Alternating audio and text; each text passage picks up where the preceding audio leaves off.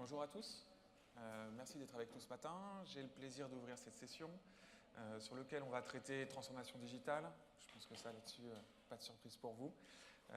Mais surtout derrière, on va vous faire des retours d'expérience, des retours clients, sous un angle un peu différent de ce que vous avez pu avoir hier et que de ce que vous allez avoir aujourd'hui, plus sur un retour sales, marketing opérationnel, plus business B2B, donc un angle un peu différent de ce que vous avez eu. Moi, je suis Maxime Girardot, je travaille pour Microsoft et je suis en charge d'accompagner les clients grands comptes dans leurs objectifs de transformation digitale. Je vais revenir en introduction de cette session sur la vision de Microsoft dans la transformation digitale, comment Microsoft lui-même se transforme, et puis un ou deux exemples. Et puis après, je passerai la main tout d'abord à Stéphane de Nomination. Bonjour, donc moi je suis Stéphane Pi, je suis directeur du développement de Nomination. On va vous donner un exemple très concret des innovations marketing qu'on met en place en B2B. On va partir de la data, des enjeux de data quality, et puis aller plus, non pas vers la data, mais l'usage de cette data. D'abord avec un volet marketing, et puis un volet CRM. On va parler, sans surprise, je pense, pour la plupart d'entre vous, du nécessaire alignement entre marketing et sales, voir comment on peut apporter un carburant nouveau et surtout beaucoup plus de performance issue d'une bonne exploitation de la data. Donc on va parler aussi de smart data. Et puis ensuite, on passera la main à Pauline, qui vous donnera un exemple concret. Bonjour, Pauline Lefebvre, responsable marketing communication de la société TVH Consulting. J'ai rejoint la société en avril 2016. On a implémenté Nomination donc en juillet et on vous fera un retour client sur l'utilisation de Nomination et ce que ça nous apporte aujourd'hui. Et autrement, je suis utilisatrice de Nomination depuis 5 ans. Donc pour démarrer, on va parler un petit peu plus de la manière dont Microsoft en général accompagne nos clients dans leur transformation digitale. Il faut savoir que nous-mêmes, on se transforme beaucoup. Vous n'êtes pas sans savoir que il y a encore 10 ans, notre business principal, c'était de développer un soft, plusieurs, de les mettre dans des boîtes, de les envoyer à la FNAC ou chez Darty et on rencontrait nos clients de cette manière-là. Depuis, notre business a énormément changé, s'est profondément transformé. La manière dont on rencontre nos clients, la manière dont on conçoit notre business.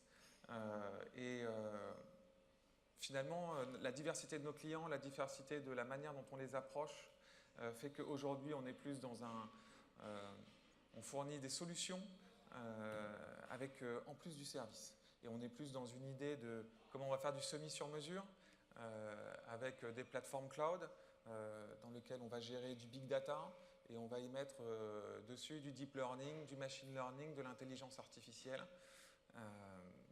C'est ça l'un de nos business principaux aujourd'hui. Dans ce cadre-là, je vais vous parler un petit peu d'un acteur avec lequel j'ai beaucoup travaillé et qui est un exemple qui illustre assez bien, je pense, l'impact de la transformation digitale et la manière dont nous on l'aborde et la manière dont on accompagne nos clients. Cet exemple, c'est le Real Madrid.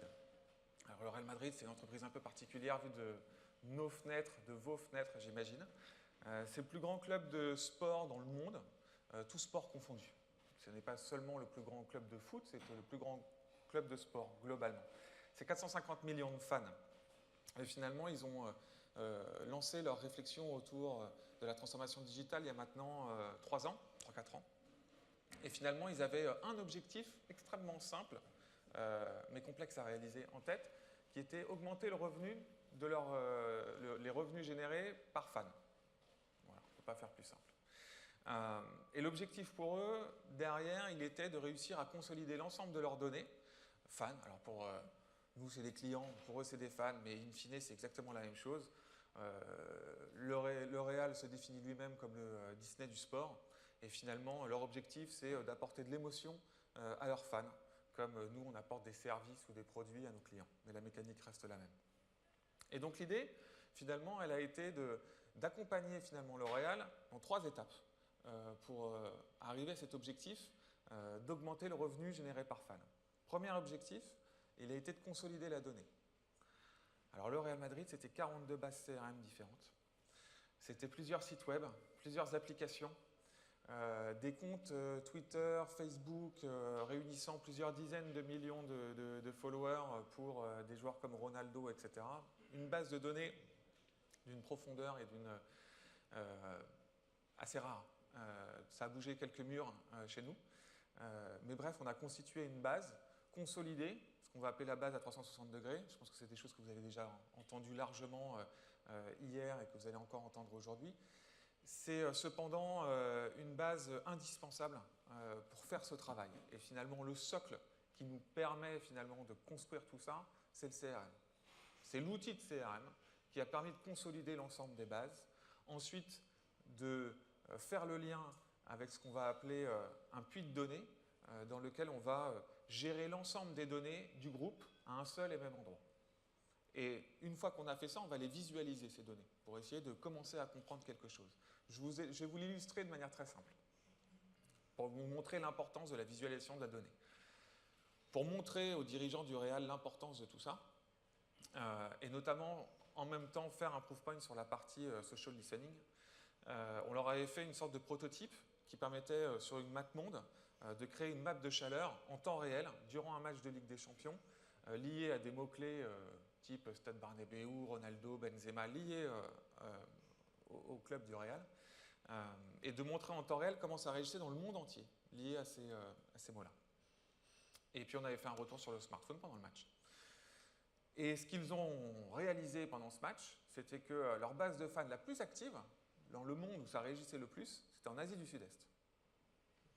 Alors, les dirigeants du Real savaient qu'ils avaient une base de fans importante en Asie, mais ils ne pensaient pas qu'elle était aussi active et aussi forte. Et le fait de visualiser cette donnée qui leur appartenait déjà, qu'ils possédaient déjà, mais il leur fallait des outils pour pouvoir réussir à mettre ça en forme, a fait bouger des lignes, d'un point de vue tactique, d'un point de vue stratégique, d'un point de vue de comment eux allaient adresser des nouveaux marchés, comment ils allaient définir des nouveaux marchés. Et c'est assez fondamental parce que pour ceux qui suivent le foot ici dans la salle, ils savent qu'aujourd'hui le Real, et pas que le Real, font tout ce qui est chômage d'intersaison, nouveaux marchés, essentiellement en Asie. C'est juste une illustration pour montrer que cette première étape, qui peut paraître assez peu glamour, on va dire, de consolider cette donnée et de la visualiser, elle est fondamentale, parce que c'est votre socle. C'est là-dessus que vous allez pouvoir construire vos propres besoins. La deuxième étape, de la manière dont on les a accompagnés, c'était de construire l'intelligence.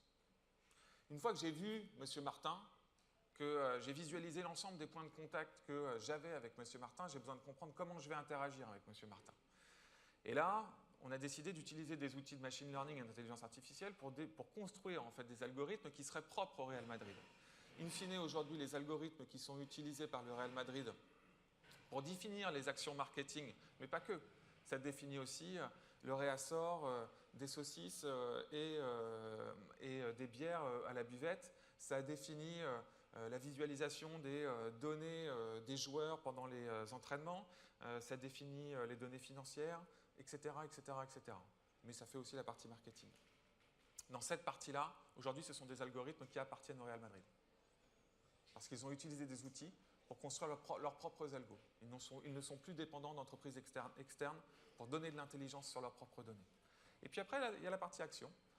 C'est toutes les besoins d'ouverture et d'interopérabilité des plateformes que vous utilisez. C'est fondamental que vous utilisiez des plateformes qui vous permettent après d'avoir une interconnexion avec le monde digital, le monde programmatique, le marketing automation, le marketing conversationnel, etc., etc. Je vous passe les sujets type bots dont vous avez déjà entendu parler. On pourrait aussi parler de la partie IoT sur comment on met des capteurs sur les joueurs pour remonter de la donnée, consolider cette donnée. Bref, je passe sur tout ça très rapidement. Tout ça pour vous dire et résumer que l'enjeu pour nous, il se situe dans une triptyque très simple autour de la donnée et de la transformation digitale qu'on va appeler voir, comprendre, agir. Et finalement, toutes les problématiques avec toutes les entreprises avec lesquelles je peux travailler aujourd'hui, que ce soit des bancaires, de l'assurance, du retail, de l'automobile, un club de foot, peu importe, c'est comment je vois mes données, je les consolide, je les visualise. 2, comment on les comprend, comment je mets de l'intelligence par-dessus. 3, comment j'agis. Et à l'intérieur de ces actions, le marketing en fait partie, mais il y a plein d'autres actions possibles. Je pourrais vous parler rapidement comment on peut agir notamment avec un JC2Co sur toute la partie Vlib, etc., sur des objectifs qui sont exactement la même chose, mais derrière, on est beaucoup plus sur du service client, de l'opérationnalisation liée au réassort des vélos, etc. Je passe rapidement pour laisser la place. Ça, c'est beaucoup plus lié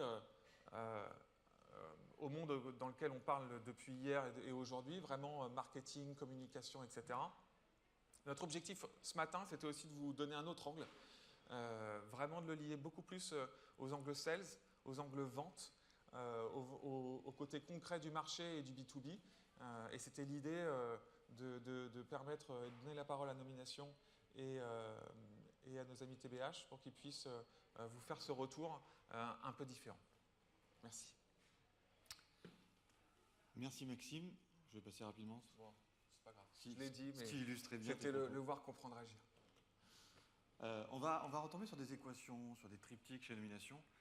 Pour traduire ce que vient de dire Maxime chez Nomination, et là on va vous ramener vraiment, comme le disait Maxime à l'introduction, sur les enjeux du B2B.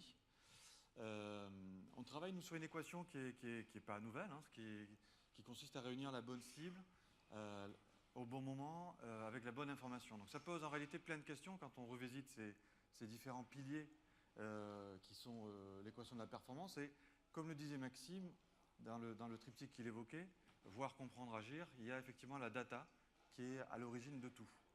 Hein, donc la data est vraiment pilier de votre performance, et on va voir effectivement que quand on revisite cette question de la data ensemble, on revisite aussi toute la façon dont vous avez construit vos stratégies commerciales, marketing, et comment tout ça n'est pas si aligné que ça, et comment au contraire on peut se servir de la data pour l'aligner efficacement.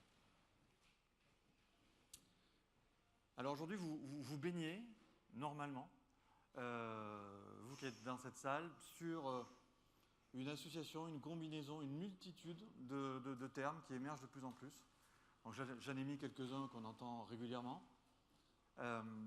Et ce sont des termes sur lesquels nous, nos rendez-vous, au quotidien, on a face à nous des décideurs commerciaux, marketing, qui nous disent « J'ai bien compris qu'il fallait que j'y aille, je vois bien pourquoi, et je ne sais pas par où commencer. » C'est très fréquent, par exemple, pour le marketing automation. On va en reparler. Donc j'ai bien conscience qu'il faut que je me nourrisse de toutes ces tendances pour mettre en place chez moi beaucoup plus de marketing conversationnel, de marketing ciblé avec du contenu le plus personnalisé possible.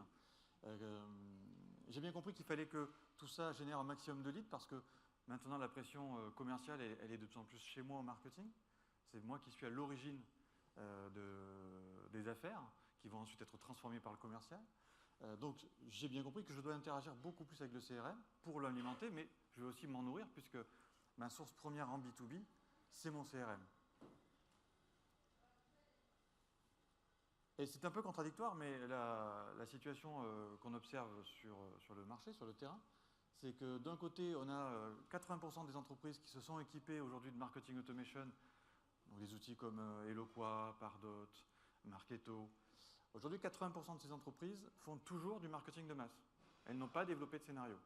Elles font des campagnes, as usual. Elles s'en servent comme d'un routeur classique.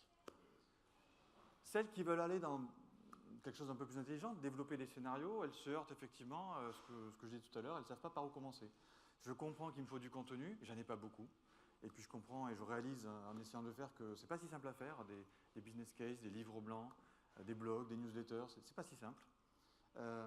Donc le contenu, je ne l'ai pas forcément. Quand je me tourne vers ma base de données, on va le voir juste après, elle n'est pas si qualitative que ça, sur plein de leviers. Donc au final, je n'ai pas tellement de matière. Donc tout ça me prend du temps, tout ça me prend aussi un budget que je n'avais pas forcément prévu. Et donc en moyenne, on constate qu'entre le moment où on décide de rentrer dans ce programme marketing automation et de lancer des scénarios et le moment où vraiment on est capable de lancer les premiers scénarios, en moyenne, il se passe 9 mois. 9 mois pendant lesquels vous avez un patron qui vous dit il se passe quoi? Parce que moi j'ai fait un gros chèque là, elles sont où les campagnes, ils sont où les leads? Je vous ai prévenu, on va parler de la vraie vie. Hein. On constate aussi que côté CRM, qui est la base de travail, on sait aujourd'hui qu'on a à peu près 50% des projets qui sont jugés décevants, ça ne marche pas. Le commercial, il ne l'utilise pas. On va voir pourquoi. Et au final, tout ça nous amène à quoi? Parce que ce qui nous intéresse à la fin de la journée, c'est le revenu que ça génère, c'est la performance que ça génère. Et on constate toujours que si on part d'une base prospect et qu'on regarde les ventes au final, on est toujours sur ce plafond de verre de 1% de taux de transfo complète. On peut se dire c'est pas terrible, mais aujourd'hui c'est la situation et on a du mal à décoller de ça. Alors pourquoi chez Nomination, je vous parlerai très rapidement en 2 minutes de Nomination tout à l'heure, mais vous allez voir, de fait par notre métier, on est un observateur de la qualité des données B2B. Je vais vous parler là que du marché français, mais on est sur les mêmes tendances au niveau international. Évidemment, beaucoup de disparités selon les pays, vous vous en doutez, on pourra en discuter si vous souhaitez. Aujourd'hui, on va parler vraiment du marché français. En plus, il est très riche en données, donc c'est un bon exemple. Ce qu'on constate, c'est que d'abord, la donnée, c'est comme au téléphone portable, ça a une obsolescence programmée. On sait, par exemple, grâce à l'INSEE, qu'on a un tiers des données sur une entreprise qui vont changer après 12 mois. Un déménagement, un téléphone, un lien capitalistique qui change parce qu'on a changé de groupe, etc., etc., des dirigeants qui changent. Donc on a une obsolescence déjà au niveau des informations du compte. On a également une obsolescence au niveau des informations des contacts. Chez Nomination, on fait une étude depuis presque 10 ans avec Deloitte, qui s'appelle Mobicadre, que vous retrouvez sur notre site, qui montre qu'on a 21% de turnover annuel chez les cadres. Un cadre en moyenne en France, ça reste en poste 3,9 ans. Donc ça bouge. Et puis on se dit, bah, c'est pas grave, je vais aller sur les réseaux sociaux.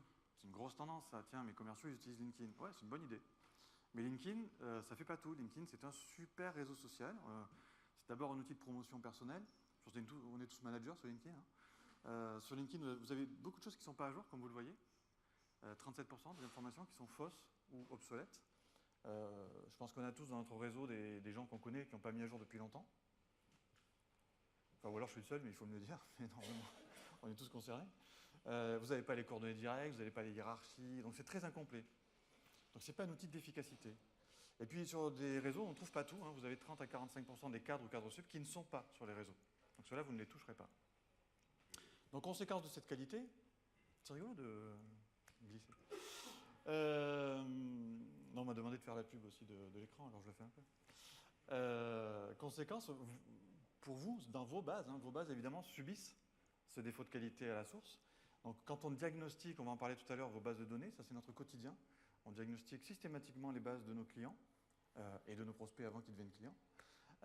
Qu'est-ce qu'on voit? On observe qu'en moyenne, dans vos bases aujourd'hui, vous avez 20% de comptes qui ne sont pas valides, pour toutes les raisons qu'on a évoquées. Et je ne parle pas des hors-cibles, il y en a encore plus.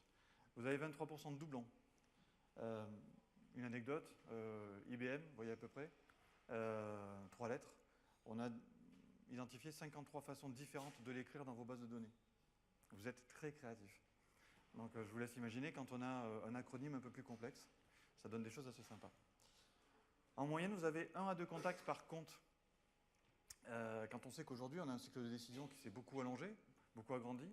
En moyenne, on est à 4 à 5 personnes en réalité qui influencent un projet aujourd'hui. Voire, quand on est sur du grand compte, on est à 5,4 en moyenne. Donc c'est trop peu.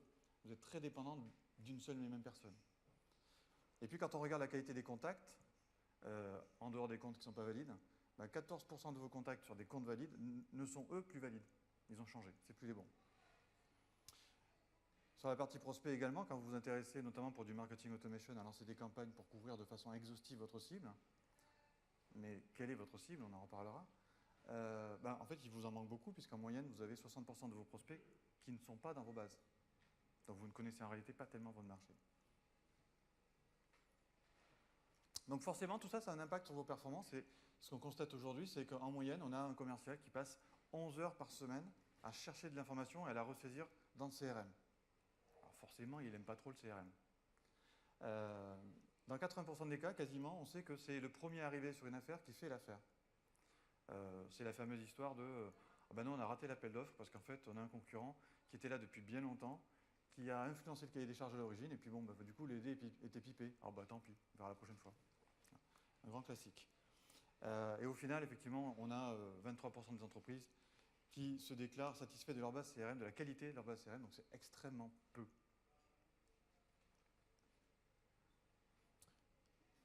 Du coup, nous, on s'est inscrit chez Nomination dans le triptyque. Alors, ce n'est pas voir, agir, comprendre, mais ça revient en fait au même.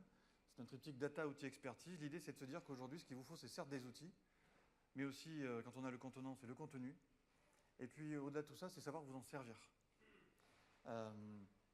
L'objectif, c'est de vous accompagner sur une offre all-in-one. Donc, on va vous présenter le connecteur qu'on a développé avec Microsoft et des connecteurs qu'on a développés aussi avec des outils de marketing automation, type Eloqua.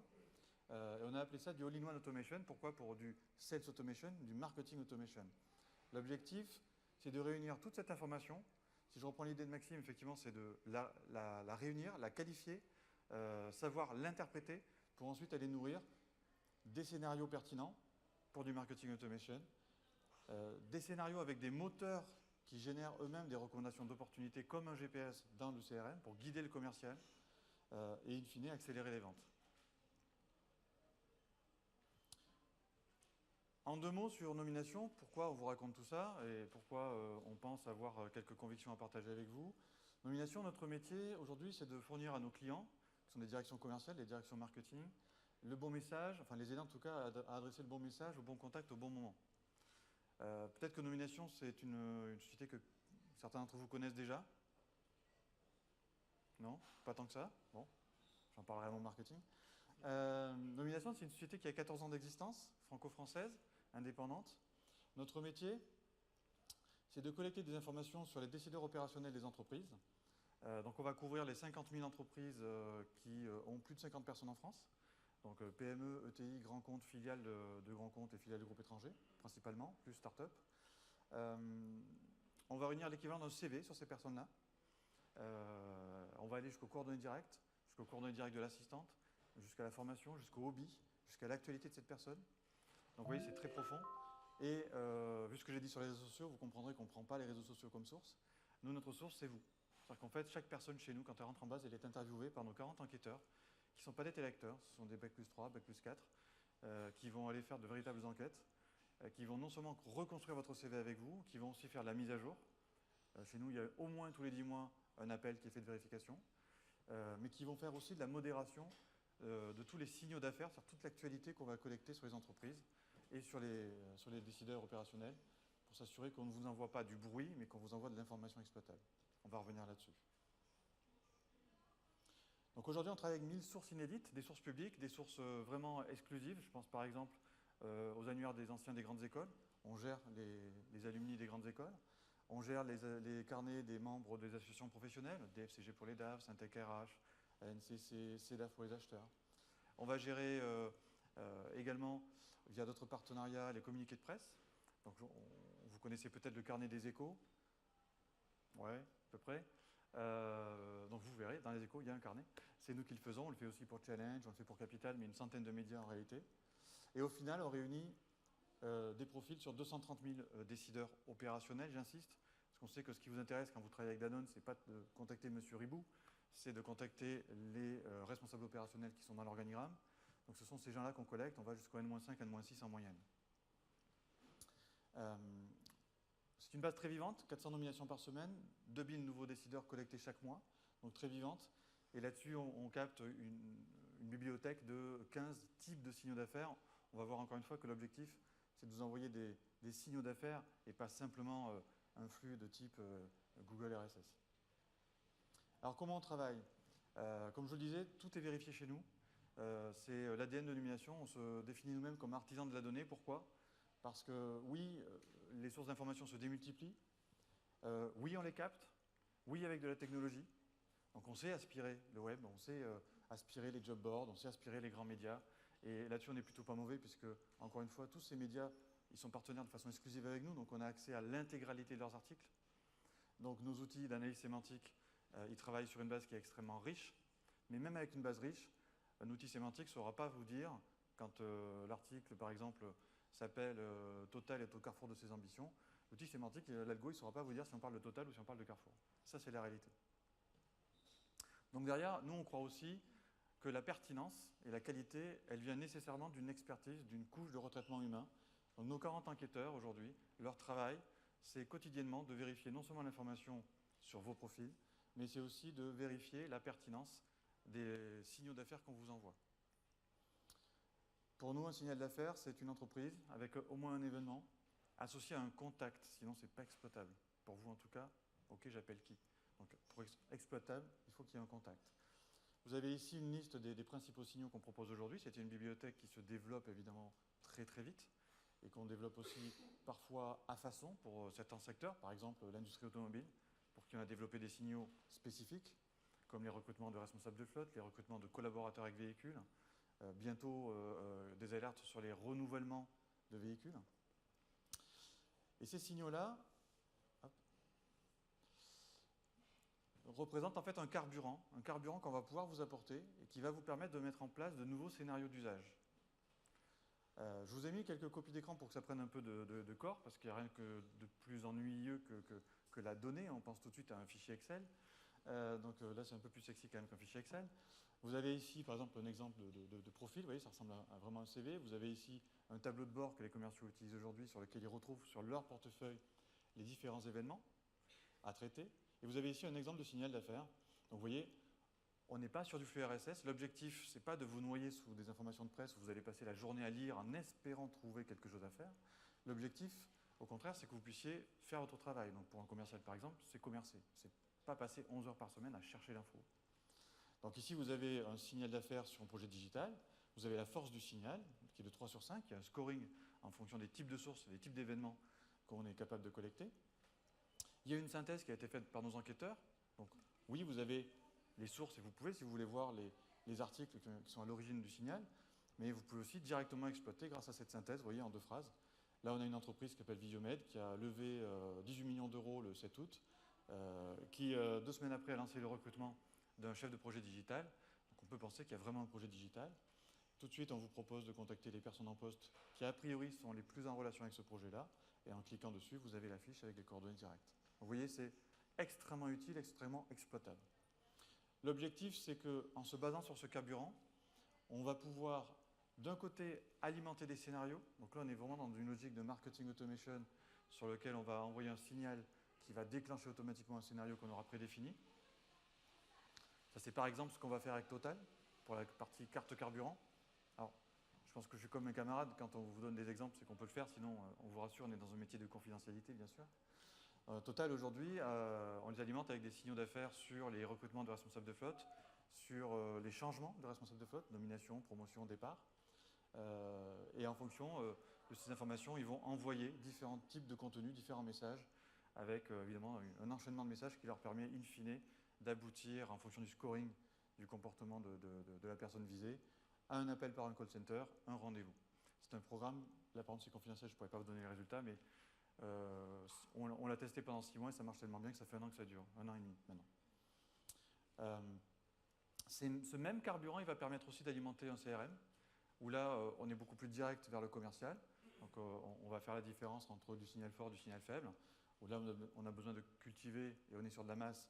Ici, on est plus sur du one-to-one et on est sur du signal très fort, où là, le commercial, tout de suite, va pouvoir se concentrer sur un potentiel avéré. Mais alors, tout ce travail, nous, la première question qu'on a, comme je vous le disais, c'est « Ok, mais je ne sais pas par quoi je commence. » Ça commence par un diagnostic. C'est vraiment fondateur. C'est aussi la première étape qu'a évoqué Maxime, c'est voir. Essayons de voir ensemble le terrain de jeu sur lequel on va pouvoir travailler. Donc un diagnostic, je vous ai mis un exemple ici. C'est tout simplement prendre votre base aujourd'hui, votre base CRM, et travailler sur l'identification. Donc on n'est pas forcément, nous, exhaustifs, d'accord, puisqu'encore une fois, on travaille sur les 50 000 entreprises qui ont plus de 50 personnes. Pourquoi? Parce qu'en dessous, on est sur un marché qui est différent, du small et medium, avec des entreprises qui sont très très rapidement des TPE, des artisans, des professions libérales, où on s'approche beaucoup plus de business to people, voire de B2C en termes de comportement. Donc on sait le faire avec des partenaires qui nous accompagnent là-dessus, mais ce n'est plus les mêmes signaux, ce n'est plus les mêmes scénarios. Si on se focalise sur ce haut du panier, on va identifier, évidemment, matcher les entreprises, on va matcher les contacts qu'on retrouve chez vous et on va vous dire ce que valent, entre guillemets, ces informations chez vous. Là, par exemple, on est sur un cas où on a 89% des contacts qui sont toujours soit en poste, soit dans la même entreprise. Et ensuite, on fait un focus évidemment plus détaillé. Et premier aperçu, on en a 11% qui sont perdus de vue, c'est-à-dire qu'ils ne sont plus en poste. Ce ne sont plus les personnes que vous devez adresser. Ensuite, on va rentrer dans le détail. Donc là, par exemple, on est allé sur alors je vous ai mis différents exemples. Là, on est sur un cas concret, ça c'était pour un constructeur automobile, où sur sa base de cible premium, on avait 1500 personnes qui remplaçants pour des personnes qui étaient parties. Donc on était capable d'identifier et de fournir les remplaçants. Et on était capable également de dire que les personnes qui étaient parties, il y avait une partie qui était partie dans une société qui était toujours dans votre cible, une partie qui était partie dans une société qui n'est pas dans votre cible, donc est-ce que je la suis ou pas malgré tout, est-ce que je fais un petit peu d'opportunisme et je la suis. Et puis l'autre partie, ce sont des perdus de vue, c'est-à-dire qu'on a aussi des gens qui tout simplement quittent leur fonction, partent à la retraite, ne reprennent pas de fonction particulière, deviennent auto-entrepreneurs par exemple ou consultants à leur compte et on ne les a pas forcément en base, voire même des choses plus graves et définitives, mais ça on ne va pas en parler. Restons positifs. On complète ce diagnostic aussi avec une étude de ciblage. Là, on se pose les questions de vos critères de ciblage. Généralement, le diagnostic fait apparaître certains critères qui ne sont pas forcément toujours affinés, où il y a parfois une différence entre les critères que vous appliquez vraiment et les critères que vous souhaiteriez appliquer. Donc, on va être capable de vous suggérer des critères, d'affiner votre ciblage, et on va retravailler votre cible avec vous pour aller définir, vous voyez, 3 niveaux de cible, cible élargie, cœur de cible et ultra cœur de cible. Évidemment, vous voyez petit à petit les scénarios en parallèle se construire. On ne va pas parler de la même façon à chacun de ces segments et on n'aura pas la même stratégie. Et sur chacun de ces segments, on va regarder ce qu'on peut vous apporter. Donc là, par exemple, on est sur un cœur de cible. D'un côté, vous voyez la couverture en information qu'on peut avoir. En général, effectivement, on est à 99, voire 100% de téléphone standard. On dépasse systématiquement les 90% d'emails nominatifs. Dans à peu près un cas sur deux, là on est sur un exemple qui est un peu moins disant, mais dans un cas sur deux environ, on a soit le téléphone direct de la personne, soit les coordonnées directes de l'assistante, email, téléphone. Et dans un peu plus d'un tiers des cas, on a tout le parcours. Alors, ça ne veut pas dire qu'on n'a jamais de parcours. En général, on a toujours un parcours.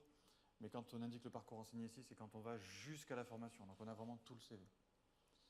Et puis, à côté, on a quelque chose de très intéressant, c'est qu'on regarde ce qui s'est passé sur les 12 derniers mois. Ce n'est pas à vous que je vais apprendre que c'est le passé qui nous aide à prédire l'avenir. Donc, on regarde ce qui s'est passé sur les 12 derniers mois sur des signaux qui sont généralement ceux que vous souhaitez tous exploiter. Ensuite, il y en a qui sont un peu plus personnalisés, mais les signaux de mouvement, des contacts qui vous intéressent, de vos contacts clés, ça c'est quelque chose qui est évidemment, entre guillemets, générique. Donc on regarde combien de personnes ont été nommées dans votre cœur de cible sur les 12 derniers mois, combien on en a collecté nous en plus, qu'on n'avait pas en base et qu'on est allé chercher, combien ont été promus, donc on changeait de poste pour arriver à un poste qui vous intéresse aujourd'hui, et au final, quand on cumule, donc ce n'est pas une addition, c'est un cumul, combien d'entreprises ont été concernées au moins par un de ces mouvements, sur lequel donc vous aviez au moins un prétexte de rentrer en conversation avec eux. Donc ça, c'est quelque chose qu'on fait aussi sur les autres types de signaux, en fonction des signaux qui retiennent votre attention. On vous fait une synthèse de tout ce qu'on peut vous apporter. D'un point de vue data quality, on va être capable de fiabiliser, mettre à jour, enrichir votre base existante. On va être capable de la compléter, en vous apportant des comptes et des contacts supplémentaires dans vos différents segments de cible. Et on va être capable aussi de vous mettre de la vie là-dedans, donc de vous apporter des signaux d'affaires. Et on le chiffre. Pourquoi on le chiffre? Et ça, c'est derrière la base, c'est là en réalité que ça commence, entre guillemets. Là, on commence à travailler un atelier avec vous, on met des workshops en place. Et dans les workshops, on aime bien mixer le commerce et le marketing, parce qu'à la fin de la journée, il y a un commercial qui va devoir exploiter, donc il faut qu'il comprenne d'où ça vient. Et on travaille avec vous sur l'interprétation de ce diagnostic. Qu'est-ce qu'on va pouvoir faire avec tous ces signaux? Je me rends compte qu'il va y avoir forcément un impact sur la mise à jour de mon CRM. Donc, quelles règles de gestion mettre en place? J'ai quelqu'un qui part, qui est promu, quelqu'un qui part, qui va sur un autre compte. Est-ce que j'en garde la mémoire ou je l'inactive simplement? Est-ce que je mets un lien sur cette personne, de la même façon que je peux créer des liens entre les entreprises de même groupe? Donc, ce sont des questions qu'on se pose, sur lesquelles en fait, on paramètre, nous, ensuite, des moteurs de mise à jour automatique de vos CRM. D'un point de vue marketing également, ces personnes, je leur dis quoi? Quel scénario, quel contenu? Je prends un exemple qui est générique là encore une fois. On a des personnes qui sont nommées, donc je reçois l'alerte. Qu'est-ce qu'on fait? Généralement, dans les ateliers, la première question qui sort, c'est on va les féliciter. Bien. Est-ce que vous savez le faire? Est-ce que vous avez déjà des templates de messages de félicitations? Bah non, on ne l'a jamais fait. Bon, bah nous, ça fait 14 ans qu'on le fait. On peut peut-être vous aider avec des messages types. Et puis, à ne pas se tromper, une félicitation, c'est une félicitation, ce n'est pas une prise de rendez-vous. Puis la personne, elle vient d'arriver, laissez-moi arriver. Hein, un décideur, il commence à prendre des décisions entre le 3e et le 4e mois, donc ça ne sert à rien de le harceler tout de suite. Qui l'envoie? C'est le commercial?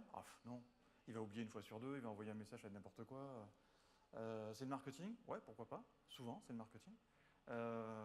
Ou alors, on a des équipes marketing qui nous disent moi, pour plein de raisons, je suis sous l'eau, vous ne pouvez pas le faire pour moi? Donc, on est capable d'externaliser ça pour vous, hein, c'est ce qu'on fait pour certains de nos clients. Mercedes, par exemple. Derrière, il faut quand même réfléchir au scénario qui va derrière. On lui envoie quoi? À quel moment on envoie un deuxième message? Là, parce que là, on commence à avoir envie de prendre un rendez-vous. C'est quoi le contenu? Est-ce que c'est une proposition de diagnostic? Est-ce une proposition de présentation des produits? Est-ce que c'est un essai véhicule pour un constructeur? Et comment ça reboucle avec le CRM? Est-ce qu'il y a une étape call center pour prendre rendez-vous? Est-ce que c'est le commercial qui reboucle? Donc tout ça sont des choses, évidemment ça peut aller beaucoup plus loin selon les cas, qu'on définit ensemble pour travailler sur des scénarios d'usage et être sûr que vous allez être en capacité de l'exploiter. Et donc effectivement il y a aussi des questions du commerce, encore une fois, le commercial s'assurer qu'il ait les éléments, quel pitch, quel process pour exploiter un signal.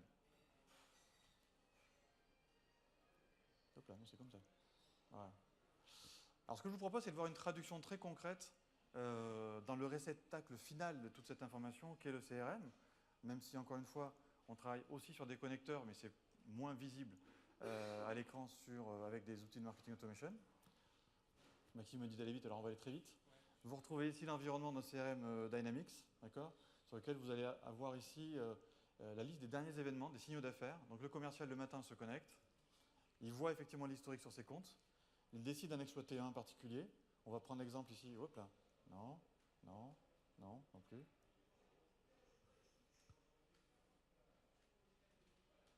Voilà. On va prendre l'exemple de Visiomax qui fait une levée de fonds pour financer un projet digital.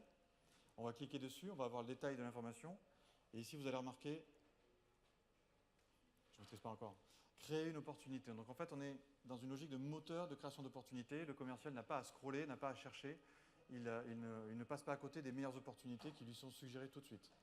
En créant l'opportunité, ça crée l'opportunité, ça la rattache tout de suite au compte et au contact. Il retrouve immédiatement les coordonnées de la personne à contacter et il rentre tout de suite en action. Donc il y a une efficacité immédiate sur son portefeuille. Derrière, il peut avoir accès à des fiches contacts qui sont automatiquement populées. Donc ça, c'est un soulagement, je n'ai pas à les renseigner. Pour vous, c'est un soulagement, il ne va pas rentrer n'importe quoi. Donc je garde l'intégrité en termes de qualité de ma base. On va retrouver les coordonnées, on va retrouver le parcours. On peut retrouver l'assistante ici, mais en l'occurrence, Basile, il n'a pas d'assistante. On va retrouver également les informations sur les comptes. Pareil, avec les coordonnées, les données segmentantes. On va retrouver ici toutes les informations relatives aux comptes que vous pouvez avoir dans Nomination. Les décideurs disponibles sur le compte, les filiales. Chez Rockwell, en France, en l'occurrence, il n'y en a pas. BNP, il y en a beaucoup plus. Et l'historique des événements sur le compte. Donc, je suis sur un compte, je veux travailler ce compte-là. Je veux ne serait-ce que voir une logique d'account plan. J'ai l'organigramme, j'ai les événements. Je peux tout de suite rentrer dans une logique d'account plan. Et puis à un moment donné, le commercial aussi, il fait des rendez-vous, il fait des propals, il n'est pas toujours très structuré pour faire sa prospection, mais là, il a un espace, il a 3 heures de libre, il va prospecter. Donc pas perdre de temps, il se connecte directement sur son CRM dans la section Mon GPS commercial et il voit les dernières informations sur ses comptes pour tout de suite exploiter les opportunités qu'il n'a pas pu exploiter ces derniers jours. Vous voyez une efficacité permanente directement intégrée dans le CRM. Alors bien sûr, ce CRM, vous pouvez le compléter. Vous pouvez directement accéder à la base de nomination. Il y a plus de 200 critères qui vous permettent d'aller chercher des comptes supplémentaires, des contacts supplémentaires. Vous avez ici un moteur de comptage qui vous permet d'identifier les comptes qui vous intéressent. Vous les sélectionnez, vous les importez et vous les retrouvez directement dans votre CRM. Donc voilà un cas très concret, in fine, mais on insiste toujours sur le scénario d'usage qui va vous permettre derrière d'exploiter ça d'un point de vue scénario marketing, d'un point de vue scénario commercial, pour qu'on mesure ensemble vraiment de la performance et pas juste du bruit. Je vais donner la parole à Pauline qui va nous donner un exemple très concret d'application. Merci Stéphane. Est-ce que tu peux slider? Oui, je sais bien slider, regarde. Donc, je vais vous présenter rapidement qui est TVH Consulting. Donc, on est intégrateur et éditeur de solutions ERP. Donc un ERP est un logiciel de gestion intégré. On est partenaire aujourd'hui de Microsoft, Sage et SAP pour les 3 solutions qu'ils vendent. On est sur ces secteurs d'activité, je vais essayer d'aller vite. On a 110 collaborateurs, on a 70% de nos projets qui sont à l'international. Donc, par exemple, aujourd'hui, on est sur un déploiement de projet sur les 44 filiales de Pierre Fabre. Et on est à 16,3 millions de chiffres d'affaires. Donc, on a une croissance qui s'accélère depuis quelques années. C'est pourquoi en 2014, la société a décidé de mettre en place Microsoft Dynamics CRM et de changer un peu la façon de contacter nos prospects et de suivre nos clients. On était sur de l'appel dans le dur, du phoning de masse, puisqu'on a une équipe de 3 télémarketeurs aujourd'hui. Et on a décidé de basculer sur de la personnalisation et, comme disait tout à l'heure Maxime, de comprendre la donnée qu'on a et de comprendre aussi son usage et comment on va pouvoir personnaliser nos messages aujourd'hui que l'on veut faire passer. Donc, on a choisi Nomination donc en juillet. Comme je vous le disais, moi je suis utilisatrice depuis 5 ans dans mes précédentes fonctions. Aujourd'hui, les enjeux pour TVH Consulting, donc, c'était d'identifier les bonnes sociétés et cibles. J'imagine que tous, vous avez récupéré des fichiers de salons, des fichiers d'événements, vous faites des campagnes sur le web, etc. Vous avez des milliards de leads, tout est en doublon, il faut nettoyer, c'est horrible. Ben, nous, c'était le cas. On s'est retrouvé avec un CRM de 60 000 contacts, 23 000 sociétés et des doublons à ne plus quoi savoir en faire. Donc on s'est dit, on a besoin d'une solution qui va nous aider, c'est sûr, la mise à jour du CRM. Et une fois cette mise à jour faite, et en parallèle évidemment, commencer la prospection et le suivi client, mais de manière personnalisée grâce à Nomination, avec les fiches qu'on a pu vous montrer sur le parcours client, les signaux d'affaires. Donc on est capable de dire aujourd'hui que tel individu a participé à tel événement, et c'est un événement qui ne nous intéresse pas forcément, nous, en tant que TVH Consulting, mais où on a du mal justement à rencontrer ce DSI, par exemple, qui est une de nos cibles. Donc on va aller à cet événement pour essayer d'aller networker avec ce DSI, par exemple. Donc ce sont des signaux d'affaires qu'on utilise soit pour de la prospection téléphonique pour les marketeurs, soit pour nos campagnes marketing, soit pour aller en prospection physique, où là, pour le coup, on envoie nos commerciaux. L'outil, il nous permet aussi de nous faire des alertes, comme le disait Stéphane, à différents niveaux, donc des alertes par secteur de prédilection aujourd'hui, des alertes sur nos cibles, donc nos personas qu'on a étudiés, et ça pour les commerciaux, puisque les commerciaux ont un portefeuille client à suivre, mais aussi quelques prospects en fonction de ce qui remonte du télémarketing. Donc chaque département a ses alertes, et au niveau du marketing, on a en fait les alertes de tout le monde pour pouvoir faire des pushs, parce que évidemment tout le monde est sous l'eau aujourd'hui. Donc si on voit par exemple un DSI dans une société qui est cliente aujourd'hui et qui part, donc certes la direction est peut-être au courant avant Nomination, mais ça c'est pas grave, parce que du coup ce qui est intéressant, c'est que c'est vraiment un partenariat avec Nomination où on se tient informé aussi respectivement des évolutions. Et quand Nomination nous dit ce DSI a changé, on voit son parcours, et là on se rend compte par exemple qu'il est dans une société qui est jumelle à celle que l'on veut suivre. Donc qu'est-ce qu'on va faire? Le commercial va aller dire ah bah félicitations pour ta prise de poste. En plus on a déjà la relation avec lui. Voilà, entre guillemets, pense à nous, puisque tu vas dans une société qui est similaire au domaine que l'on suit aujourd'hui. On a tel cas aujourd'hui qui peut te correspondre. Nous, on peut répondre à tes problématiques. Donc, c'est vraiment de la personnalisation. Et donc, je vais juste continuer sur... voilà, la personnalisation va aussi jusqu'au marketing automation, donc on a cité depuis le début de la session. Aujourd'hui, on va se doter d'un outil, donc on est en train d'étudier soit Eloqua, soit Marketo. Aujourd'hui, même sans cet outil, on essaye, grâce à Nomination, de mettre en place dès maintenant du marketing automation. Donc c'est plus compliqué parce qu'on n'a pas l'outil et donc on est moins efficace. Mais du coup, on fait déjà maintenant des emailing avec des contenus bien précis par rapport aussi au cycle de vie de notre persona et au cycle de vie de la société. Donc, par exemple, on était au Salon des Solutions qui a eu lieu au mois de septembre. On a des personnes qui sont venues sur le stand, des personnes qui sont venues à nos conférences, des personnes qui sont venues aux ateliers, des personnes qui ne sont pas venues. On a récupéré les fichiers de tout le monde. Évidemment, on a des doublonnés. Et on va faire maintenant des emailing personnalisés pour les personnes qui sont venues, qui avaient tel intérêt, qui sont dans tel secteur, dont on a déjà un cas client dans ce secteur-là qu'on va leur pousser. Et en fonction des intérêts qu'ils ont eus, soit ça va être un webinar, soit ça va être un rendez-vous avec un commercial, soit ça va être une présentation par rapport à un cahier des charges aujourd'hui qu'on peut réaliser pour eux, etc., etc. Donc on essaye dès maintenant d'être dans cette démarche parce que comme le disait Stéphane, ça peut mettre 9 mois le temps de lancer la première campagne marketing automation. Donc on essaye déjà de prendre le pli et comme ça d'être plus efficace le jour où on aura l'outil et qui, dans le futur très proche, sera intégré à Nomination. Et juste pour revenir sur les chiffres qui sont sur la slide, c'est les chiffres qui sont liés au diagnostic que Nomination a réalisé pour nous. Et donc, comme vous le voyez, on avait 77% des emails manquants. Aujourd'hui, donc on a commencé le cleaning en juillet, mais on est environ à encore 40% manquants. On a 40% de contacts perdus de vue, donc c'est les contacts qui ont changé de poste, mais qui pourraient potentiellement nous intéresser puisqu'ils sont dans notre cible. On est à environ 20% de cleaning. Et les 669 signaux d'affaires, donc ça c'est les identifiés à l'époque du diagnostic. Donc c'est juste qu'on s'est rendu compte sur ces 669 signaux, qui donc du coup ont été analysés sur un an, qu'on aurait pu avoir peut-être 669 opportunités. D'opportunités de rencontre à un événement, opportunités de signer avec un prospect, pourquoi pas, parce qu'il était en développement international, d'opportunités parce qu'il y avait deux sociétés qui fusionnent, et quand il y a une fusion, c'est vrai que la remise en question des systèmes informatiques se fait, donc ça aurait pu être aussi une opportunité. Donc voilà le type de signal en fait qui sont aussi très pertinents chez Nomination, et c'est pourquoi on a décidé de poursuivre l'aventure avec eux. Et le dernier point, c'est le cœur de cible. Donc ça, c'est très important. Ce que Stéphane disait, c'est quelles sont les cibles, ce que vous voulez cibler avant de faire votre diagnostic et d'aller plus loin avec Nomination.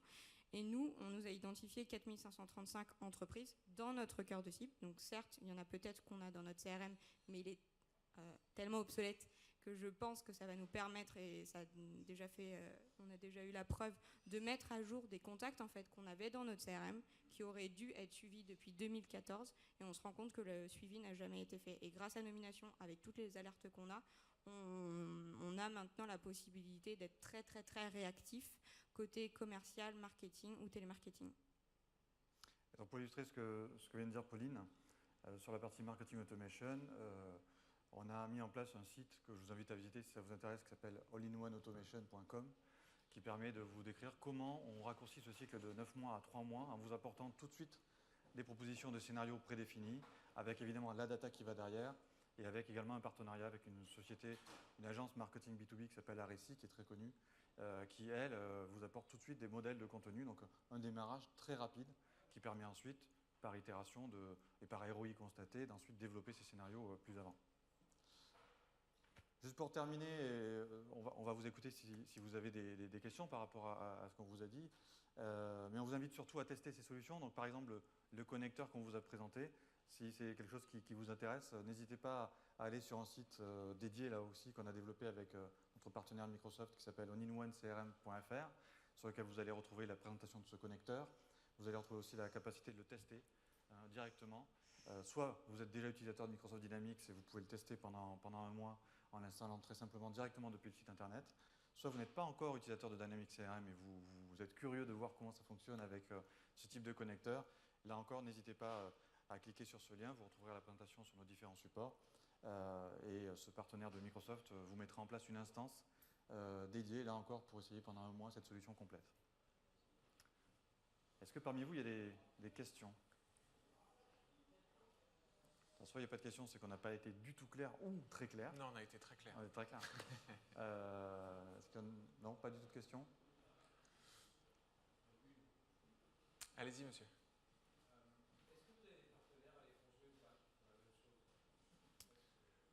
Alors, des partenaires qui font la même chose, non. On a des partenaires qui font des bouts. Donc, on a un écosystème de partenaires, oui, effectivement, à l'étranger. À la fois à l'étranger, mais aussi sur d'autres types de données métiers. Donc on est capable effectivement de vous accompagner sur des projets à l'international, mais effectivement avec des partenaires qu'on va nous sourcer en fonction de ce que vous voulez faire et sourcer sur des questions de qualité aussi. On a un peu dérapé sur le temps. On a un peu dérapé, pardon, effectivement, c'est pas évident de tenir. Merci encore. Merci à tous. Bientôt.